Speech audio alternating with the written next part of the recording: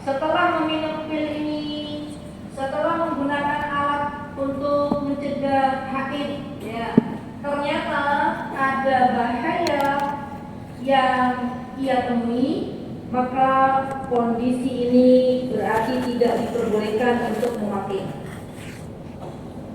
Apa langkah kita, teman-teman? Nah, kan untuk mencegah itu, bagaimana kita tahu bahwa pil yang kita konsumsi atau alat yang kita gunakan itu bisa tidak berbahaya atau berbahaya? Maka konsultasikan dengan ahli. Dalam hal ini di Indonesia yang tercinta ini berarti kita konsul dengan dokter kandungan, kan gitu ya. Jadi apa-apa memang harus ditanya ke ahlinya ya. Bu, dok, saya itu mau umroh, mau haji. Hajinya ya atau umrohnya pas bertepatan dengan saya haid ya. Terus kan nanti kan ditanya, umrohnya berapa hari mbak? 9 hari ya. Ambil paket yang paling cepat. Kalau umrohnya 9 hari, perjalanan 2 hari, berarti di sana berapa hari? 7 gitu ya. Dan itu tuh pas saya haid dok ya. Dan kayaknya sudah dihitung tuh pas pulang belum suci. Biasanya gitu para wanita ya. Tapi kalau seandainya ya teman-teman, seandainya di sana kita masih mendapati suci lebih baik, tidak usah pakai. Tapi kalau memang benar-benar mau pakai, konsultasikan ke dokter. Baru kemudian dokter ini akan mengatakan merekomendasikan ya pil untuk mencegah haid tersebut. Dan subhanallah, pil pencegah haid juga bermacam-macam ragamnya.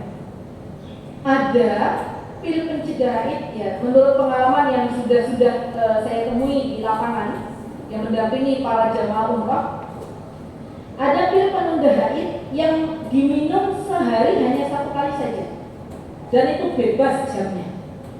Ada pil penunda haid ya kalau jamaah umrah yang diminum sehari 3 kali dan jamnya harus tepat seperti meminum antibiotik gitu ya. Subhanallah teman-teman. Maka alangkah baiknya kita konsul dulu ke dokter kandungan, kira-kira kondisi badan teman-teman itu seperti apa.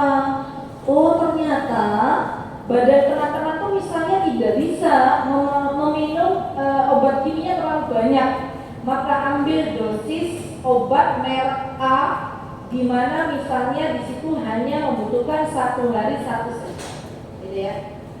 Dan subhanallah teman-teman, penggunaan pil penunda haid ini juga tidak 100% berhasil.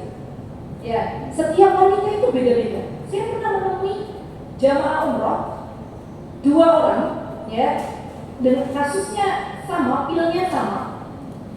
Dokter yang didatangi juga sama dari Surabaya, tapi ternyata yang satu tidak tembus, maksudnya yang satu bagus gitu ya, tidak bocor, yang satu bocor.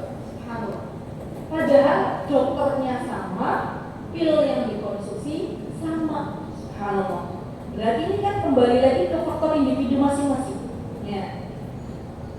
Dan jika kalau misalnya ya sudah meminum pil gitu ya, ternyata qadarullah masih saja bocor, masih saja keluar, maka ikhtiar yang pertama ya, ini buat teman-teman kalau pas umroh misalnya mau ambil yang penunda haid, pil penunda haid, biasanya ikhtiar pertama tambah dosis. Yang dari 1 dosis pil ya jadi 2 ya, itu biasanya mampet, nggak bocor ya. Tapi kalau sudah tambah dosis ternyata masih keluar, berarti memang Allah mengizinkan panjenengan nggak pakai pil ya. Berarti tubuhnya itu nolak gitu, tubuhnya itu nggak ngaruh itu pil itu, sudah ya lepas ya, insya Allah. Dan kondisi wanita itu berbeda, subhanallah ya. Baik, yang kedua teman-teman, kata Syekh Utsaimin adalah an yakuna dzalika bi idni zawj in kana lahu ta'allaqun bihi mithlu an takuna mu'tadda minhu ala wajhin tajibu 'alaiha nafaqatuha. وتستعمل ما يمنع الحيض لتطول المدة وتزداد عليها نفقتها فلا يجوز لها أن تستعمل ما يمنع الحيض حينئذ إلا بإذنه. كذلك إن ثبت أن منع الحيض يمنع الحمل فلا بد من إذن الزوج، وحيث ثبت الجواز فالأولى عدم استعماله إلا لحاجة، لأن ترك الطبيعة على ما هي عليه أقرب إلى اعتدال الصحة والسلام. Begini rangkumannya. Yang kedua, ya ingat-ingat, bagi seorang istri, jikalau ia mau menggunakan pil penunda haid, maka izin terlebih dahulu kepada suaminya masing-masing. Beb, boleh nggak aku pakai pil penunda haid? Kata suaminya, nggak usah deh istriku, gitu ya. Nggak usah dah, gitu. Nggak apa-apa, gitu. Haid juga nggak apa-apa. Maka biasanya istrinya jawab gimana ya jemaah? Apa? Cuman, itu nggak. Kira-kira yang mana tuh? Istri, wanita nih, kalau sama suaminya dibilang nggak usah. Banyak kan wanita yang menjawab, atau wanita yang jawab, tapi kan mau umroh, gitu. Tapi kan mana nih yang mana? Yang A atau yang B? Yang B. Oh ini B jawab yang B. Padahal subhanallah, ingat ya kaidahnya. Ketika kita mentaati suami kita, ya, dalam rangka mencari ridhonya Allah, ya, dan juga tidak bermaksiat kepada Allah, maka wallahi demi Allah ada banyak maslahat. Dan itu catat baik-baik. Mentaati suami kita ketika dalam perkara yang bukan bermaksiat kepada Allah, dalam rangka mencari ridhonya Allah, kita mentaati suami kita nih. Kata suami kita nggak usah pakai, oke, baiklah. Maka di situ ada banyak maslahat, banyak kebaikan.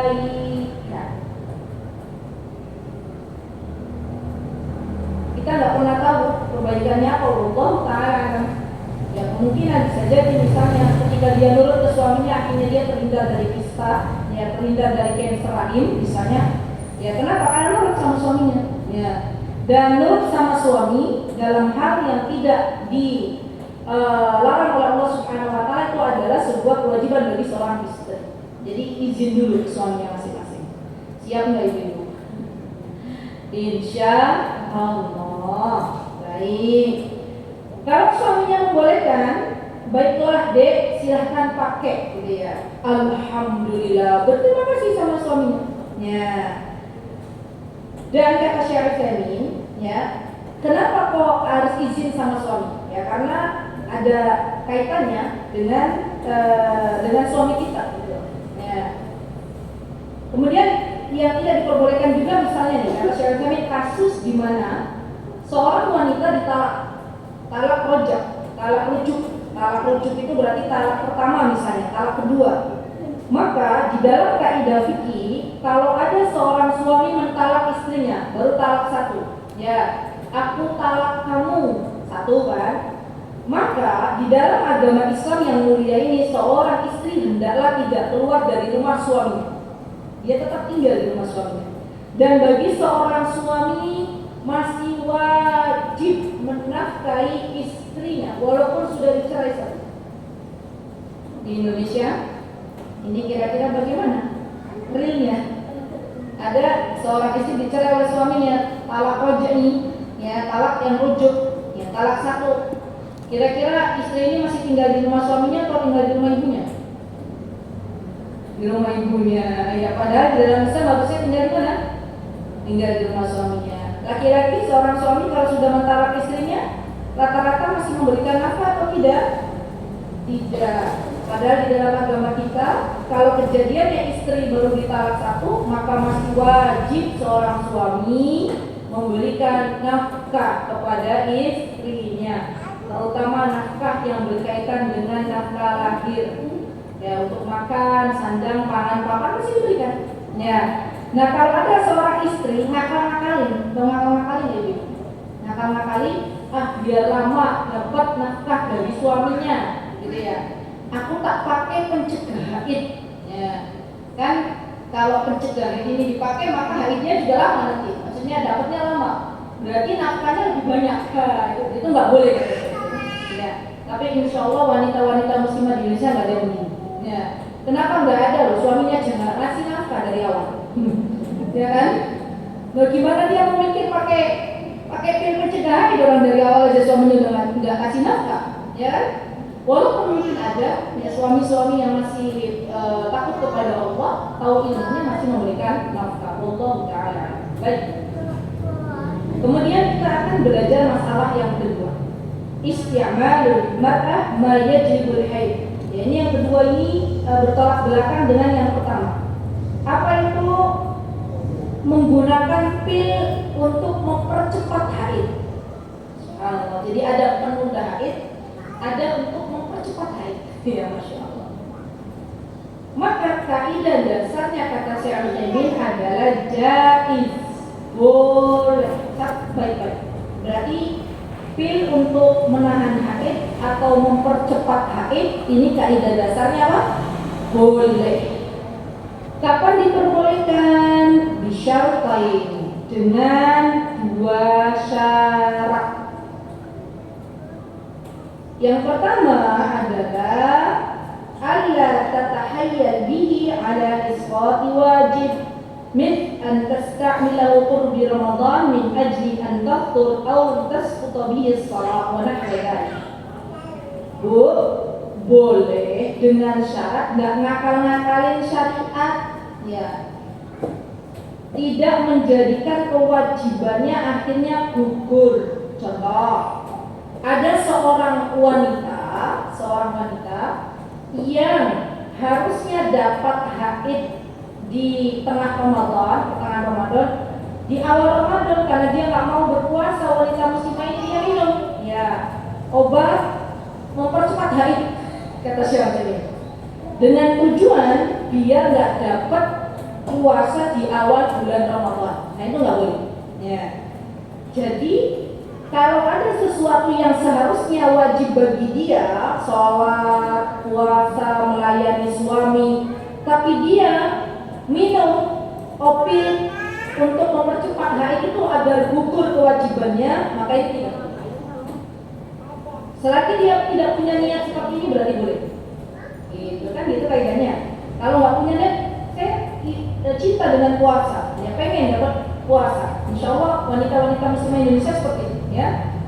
Bahkan kadang dibela-belain tuh wanita-wanita muslimah Indonesia biar nggak dapat haid di akhir Ramadan, biasanya minum pencegah haid, gitu kan? Ya, pernah nggak mendapati kasus begitu ibu? Saya pernah mendapati jamaah yang bertanya begitu, ya.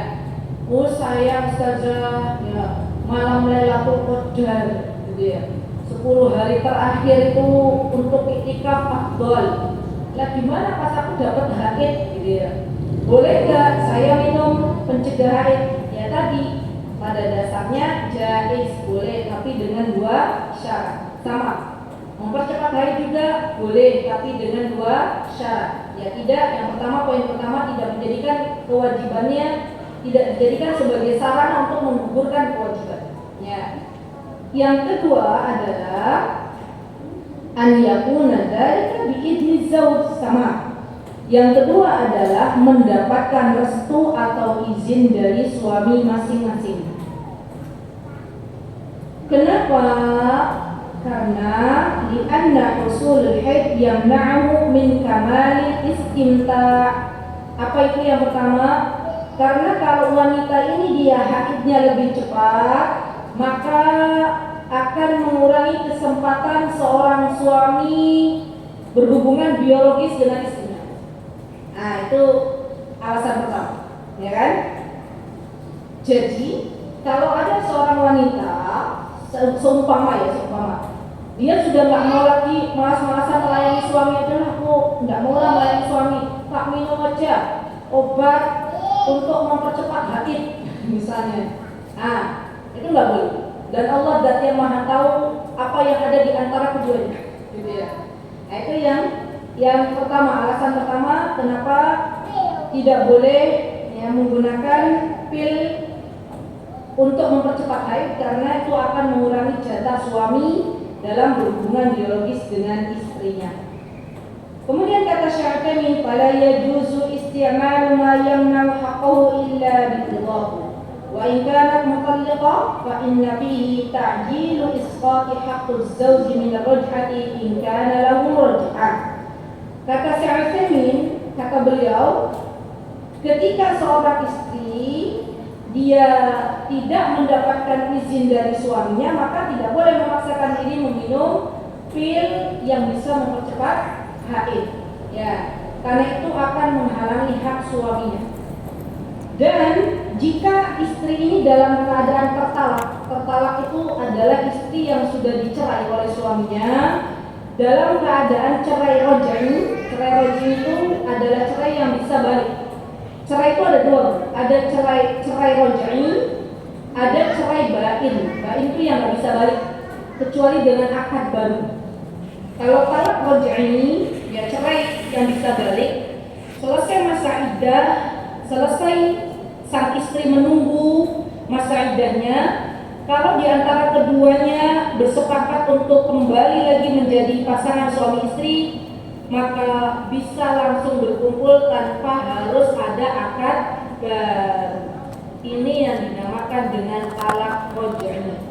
Nah, bagi wanita yang meminum pil percepatan haid, ya, dan dia dalam kondisi menjadi wanita yang dicerai oleh suaminya, tapi perceraian ini perceraian yang bisa balik, maka kata Syekh Utsaimin, maka tindakan tersebut akan mempercepat gugurnya hak rujuk.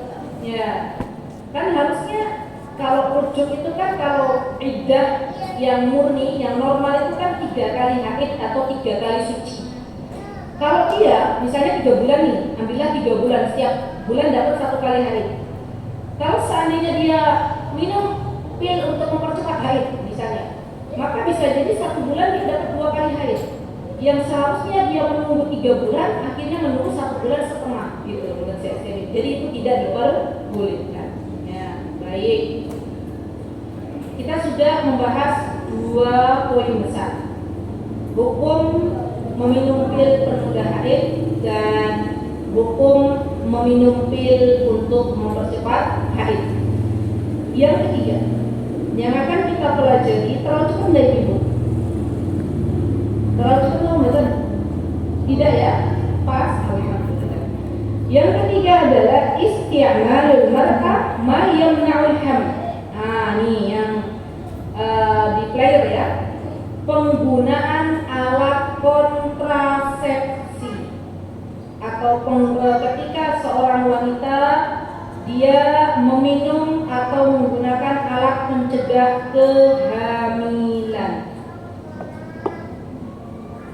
Baik, Syekh Utsaimin membahas untuk bab alat kontrasepsi ini ke dalam 2 bagian. Beliau membagi ke 2 bagian. Yang pertama teman-teman, al-awwal an yamna'ahu man'an mustamirran fa hadza la yajuz. Kalau ada seorang wanita muslimah, kita sedang berbicara tentang wanita muslimah, bukan seluruh wanita. Ya, karena ini adalah hukum atau aturan yang ada di dalam agama Islam, gitu ya. Jadi jangan pernah memaksa wanita-wanita non-muslim untuk menggunakan aturan ini. Ya. Jika ada wanita muslimah, ia menggunakan alat kontrasepsi atau pil atau contohnya steril ya. Sebentar, saya mau tanya dulu karena saya juga belum pernah menggunakan. Ibu-ibu saya mau tanya dulu deh. Pil KB, pil kontrasepsi itu ada nggak yang dia tujuannya tidak bisa hamil suami? Oke, nggak ada ya. Alat-alat, bukan pil tapi alat yang dimasukkan, itu ada nggak yang tujuannya tidak hamil suami? Nggak ada. Nggak ada. Nggak ada ya? Berarti hanya satu yang steril itu. Oke, ini aja biar mudah. Syekh Utsaimin membagi penggunaan alat kontrasepsi ini kedua bagian. Yang pertama, kalau seorang wanita, seorang muslimah dia menyeterilkan rahimnya, disteril rahimnya, maka ini hukumnya tidak boleh, kata Syekh Utsaimin. La yajuz, tidak diperbolehkan. Kenapa tidak diperbolehkan? Nah, kita harus tahu alasannya. Biar ketika teman-teman ada yang bertanya kepada teman-teman semuanya, ada seorang wanita muslimah tanya, Besti, aku lihat kamu kayaknya Masya Allah sudah lama mengaji di Masjid Al-Hidayah, sampai udah mau hatam ini kitab Nabi deh. Mau tanya, bagaimana hukum sterilisasi rahim? Ya, kalau rahimnya mau disterilkan. Terus teman-teman bingung, boleh nggak ya? Boleh nggak ya? Maka katakanlah sebagaimana Syekh Utsaimin mengatakan, hukum steril itu pada dasarnya kaidahnya tidak boleh. Ya. Kenapa? Alasannya apa? Karena kata Syekh Utsaimin, yaqta'ul haml fa yaqillun nasab. Karena ketika seorang wanita mensterilkan rahimnya, maka sesungguhnya ia termasuk bagian dari wanita yang menghentikan kehamilannya dan mengakibatkan keturunannya berkurang. Padahal jelas-jelas Rasulullah itu sangat suka dengan umatnya yang banyak, gitu ya. Jadi akan mengurangi keturunannya. Ya, padahal harusnya mungkin jatahnya misalnya lebih dari satu, tapi karena dia disterilkan rahimnya, akhirnya nggak bisa hamil lagi, gitu ya. Baik, kemudian Syekh Utsaimin mengatakan, apa kata beliau? Wa huwa khilafu maqsudus syari'. Betul. Dan itu khilaf itu berbeda dengan tujuan syariat. Tujuan syariat adalah memperbanyak keturunan. Tapi ternyata ketika dia menggunakan atau mensterilisasikan rahimnya, maka dia akhirnya apa? Keturunannya jadi sedikit. Ya. Man takatsur umat Islamiyah, dan ini termasuk ya berbeda dengan apa yang diinginkan oleh baginda Rasulullah SAW. Ya, bertolak belakang dengan apa yang diinginkan oleh Rasulullah SAW. Rasulullah pengen umatnya banyak, tapi ternyata kita akhirnya tidak menjadikan umatnya Rasulullah SAW banyak. Kemudian selanjutnya kata Syaikhani, wali annahu la yu'min an yamuta auladiha al-mawjuduna faqad qa'amila la auladaha. Subhanallah, bagus ya Syaikhani. Beliau pakai logika. Kata beliau, kalau seandainya seorang wanita, ya misalnya dia menggunakan alat-alat atau tadi mensterilkan rahimnya dengan tujuan dia nggak pengen punya anak banyak, ya. Maka coba bayangkan, kata Syekh Utsaimin, kalau anak-anak yang dia punya itu Allah wafatkan semuanya, kata beliau. Coba kalau anak-anaknya diwafatkan oleh Allah, suaminya meninggal dunia, maka dia akan menjaga sendirian. Dia akan menjadi seorang wanita sebatang kara, dalam status janda. Ya. Maka ini perlu dipikirkan baik-baik. Dan kita pun harus ingat ya ibu-ibu, di antara anak-anak kita, ya, semoga Allah Azza wa Jalla jadikan semuanya salih dan salihah. Namun terkadang ada anak-anak kaum muslimin yang subhanallah, yang satu berbakti kepada orang tuanya, yang satu belum berbakti kepada kedua orang tuanya. Kalau anaknya banyak, ya, maka kesempatan untuk mendapatkan kebaikan dan doa dari anak-anak itu peluangnya jauh lebih besar, gitu ya, daripada anaknya sedikit. Nah, jadi kata Syekh Utsaimin begitu, ya. Takutlah kalau semuanya misalnya meninggal dunia, udah tinggal kamu sebatang kara aja, ya, dalam kondisi menjanda. Yang kedua, subhanallah, kalau tadi steril nggak boleh. Yang kedua adalah an yamna'ahu man'an mu'aqqatan. Nah, yang kedua ini. Yang kedua, jikalau seorang wanita muslimah menggunakan alat kontrasepsi mana tujuannya adalah untuk menghentikan sementara, mu'aqqat itu sementara. Maka hukumnya apa? Mithlu an takuna al-mar'ata katsiratul haml wal haml yarhaquha. Nih. Kata Syaikhul di antara hukumnya adalah fahada jaiz, maka ini boleh. Menggunakan alat kontrasepsi ataupun pil penunda haid, penunda kehamilan, tapi tujuan utamanya sementara aja, tidak menghentikan selamanya, maka boleh. Contoh, seorang wanita yang dia tuh subhanallah, masya Allah, Allahumma barik. Wanita ini adalah wanita yang al-walud, kan kata Rasulullah, nikahilah para wanita itu diantaranya wanita-wanita yang al-walud. Al-walud itu yang rahimnya subur, ya, punya anak banyak, ya. Dan subhanallah teman-teman, biasanya, walaupun tidak 100% biasanya, kalau wanita ini aslinya dari nenek moyang atau dari ibu bapak yang anak-anaknya banyak, biasanya anak-anaknya juga nanti banyak. Nah itu biasanya gitu, bibitnya tuh subur. Kalau tanaman itu gimana? Ya bibitnya subur, gampang berbuah gitu. Maka biasanya anaknya juga begitu, ya subur rahimnya, masya Allah.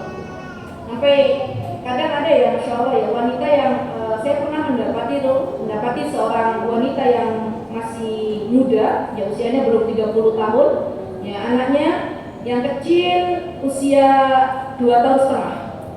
Terus adiknya masih digendongan, beliaunya lagi hamil.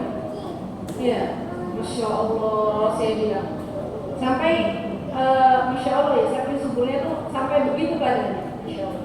Nah kan wanita-wanita yang masya Allah, Allahumma barik, ya subur sekali, ya anaknya cepat gitu ya, masya Allah hamilnya cepat, itu kan terbagi beberapa kondisi ya.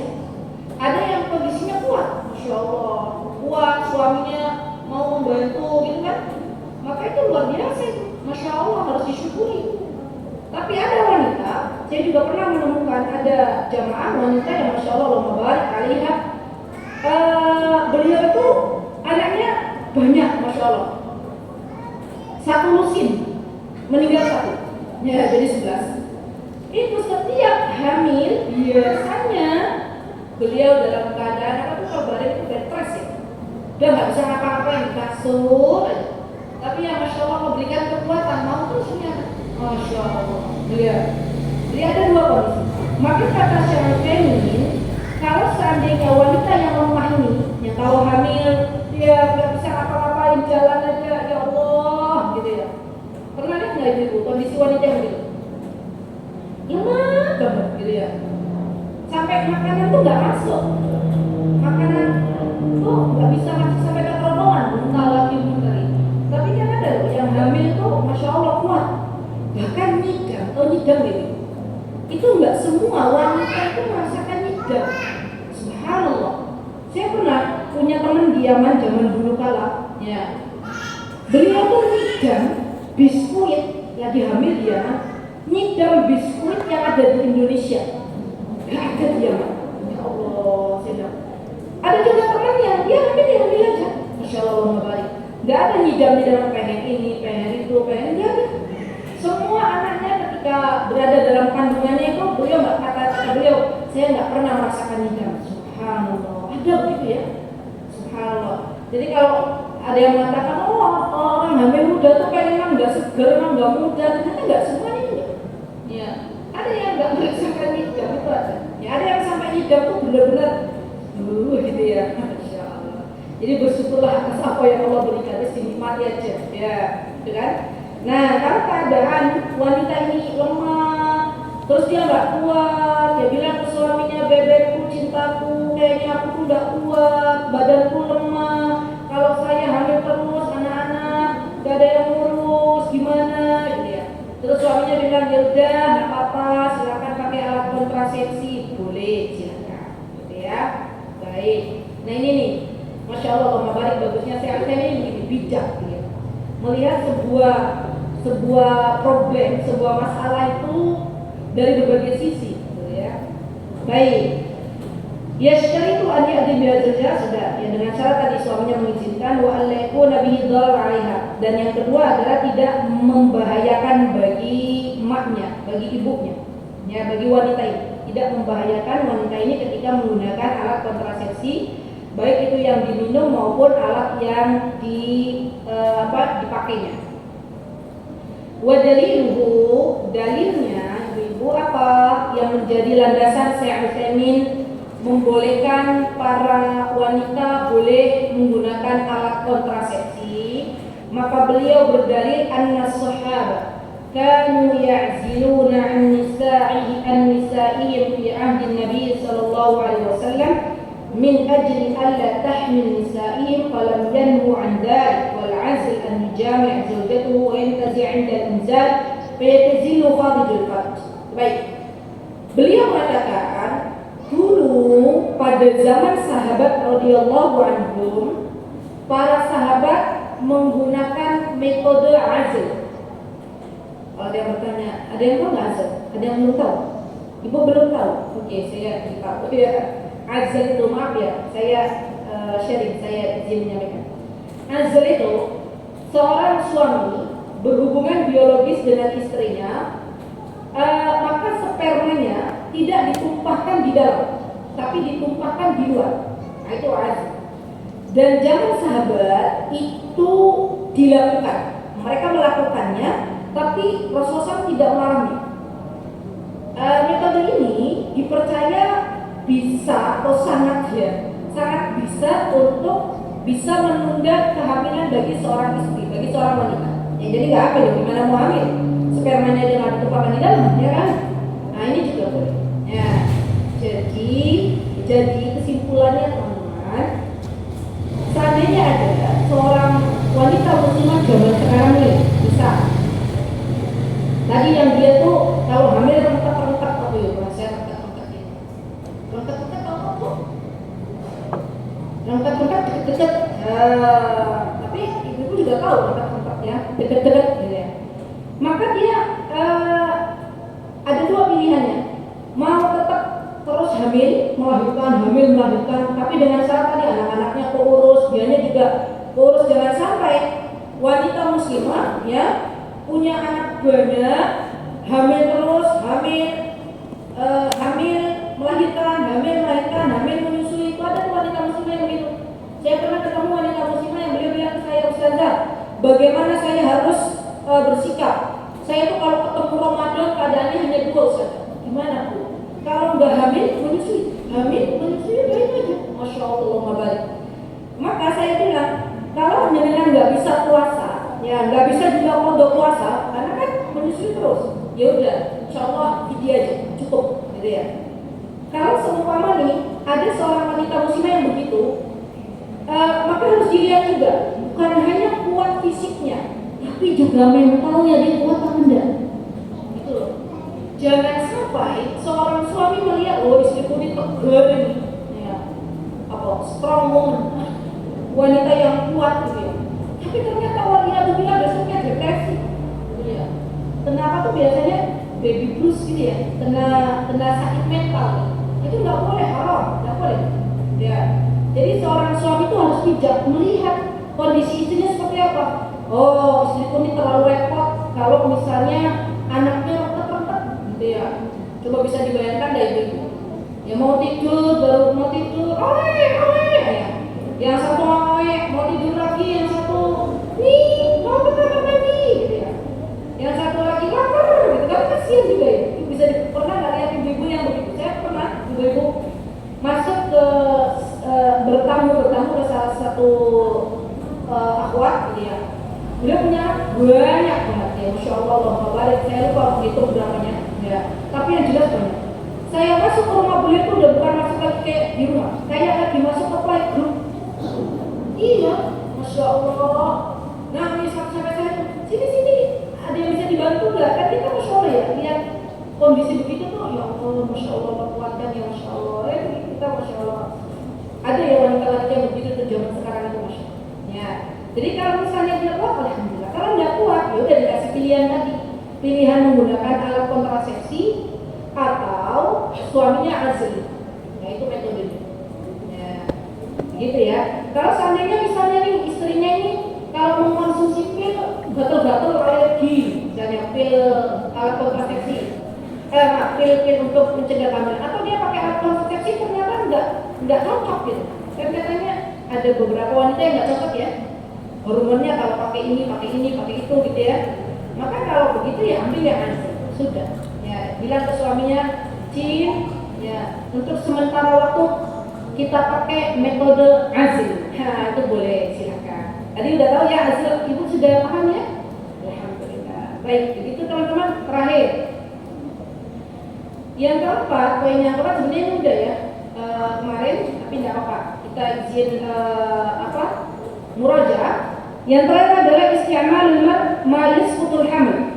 Ya, ketika seorang wanita meminum pil atau menggunakan alat untuk menggugurkan kandungan. Nah, itu seperti apa? Syekh Utsaimin rahimahullah taala mengatakan al-awwal an yaqsud min isqati itlaqihi. Wa hadha in kana ba'du nafkhi rufi haram, fa huwa haram. Kalau seandainya ada seorang wanita, dia sudah mendapati kehamilannya di bulan keempat, di hari 121 misalnya, ya. Dan biasanya hari 120 itu sudah ditiupkan ruh. Maka ketika misalnya janin ini usianya 5 bulan, kita ambil yang aman ya, 5 bulan, atau berarti berapa bu? 150. Ya, kalau sehari 30, sebulan 30, 5 bulan 150. Kalau dia sudah mengandung 150 hari, kemudian setelah itu mau menggugurkan kandungannya, maka kata Syekh Utsaimin hukumnya haram, tidak boleh, ya, tidak diperbolehkan. Ini kaidah-kaidah dasarnya ditulis.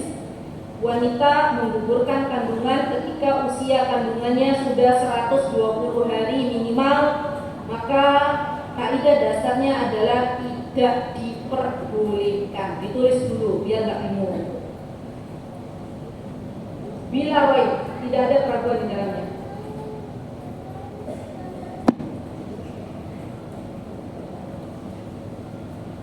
Sudah? Baik. Berarti kalau di atas, ya monggo silakan. Kalau 120 hari atau di atas 120 hari berarti nggak boleh ya ibu.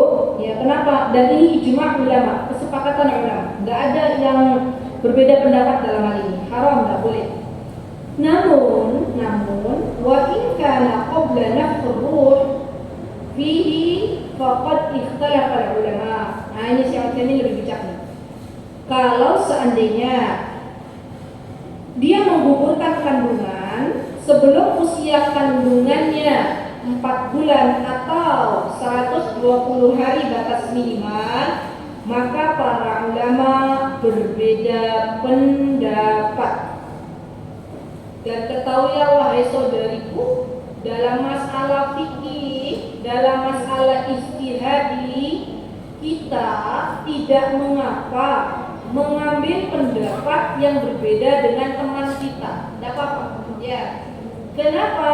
Karena ulama pun ketika mereka berijtihad, berpendapat, pendapat mereka salah, mereka tidak berdosa, mereka mendapatkan satu pahala.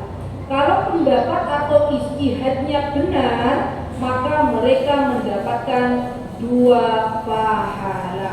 Bagi kita yang mengikutinya, kalaupun salah, maka kita sudah mengikuti salah satu ulama yang kita ikuti. Jadi tidak apa-apa. Ya, baik. Apa kata Syekh Utsaimin? Ya, wa minhum man ajaza wa minhum man mana. Ada ulama yang memperbolehkan, ada ulama yang tidak memperbolehkan. Ini kapan ini? Kapan waktunya kapan? Ketika usia kandungan sebelum 120 hari, sebelum 4 bulan. Baik. Wa minhum man qala yajuzu ma lam yakun 'alaqa ay ma lam yamdu 'alayhi 40 yawman wa minhum man qala yajuzu ma lam yatabayyan fihi khalqu insan. Wal ahwatu al man'u min isqati illa bihajah. Baik. Tadi balik lagi bahwa ada yang mengatakan kalau belum terbentuk manusia, yaitu tadi sebelum 40 hari ada yang membolehkan dan ada yang tidak memperbolehkan. Syekh Utsaimin mengatakan wal ahwat, ya. Dan yang paling berhati-hati, tidak usah digugurkan dulu, yang paling berhati-hati, kecuali illa lihajah, kecuali memang untuk sebuah kebutuhan, ada hal-hal darurat di dalamnya. Ka'an takuna al-ummu maridah la tatahammalu al-haml aw nahwa dhalik, fayajuzu isqatihi hinaidin illa in madha alaihi zaman yumkinu an yatabayyan fihi khalqu insan fayamna. Begini kasusnya Ibu. Kapan boleh digugurkan? Ketika seorang wanita muslimah mengandung sebelum usia 120 hari atau sebelum 4 bulan,